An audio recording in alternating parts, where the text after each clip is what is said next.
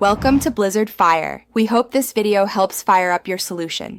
You start by signing into the correct Microsoft account. This is critical. Once signed in, pause OneDrive sync and quit the desktop app so files don't change during deletion.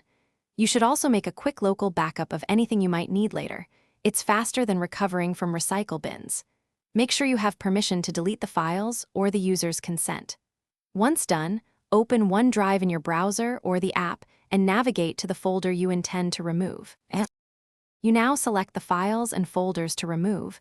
Use Shift for ranges and Control for individual picks, which speeds selection. Then delete via right-click or the Delete key.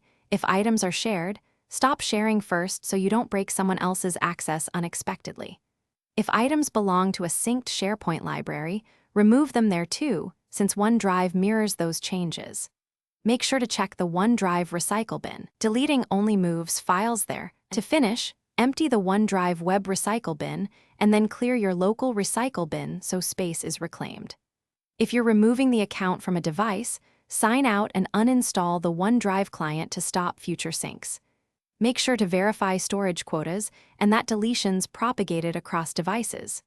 If something goes wrong, check permissions and the sync client logs for errors. Often re-authenticating the account or restarting the OneDrive client resolves syncing or deletion conflicts quickly. Thanks for watching. If you found this helpful, don't forget to like and subscribe.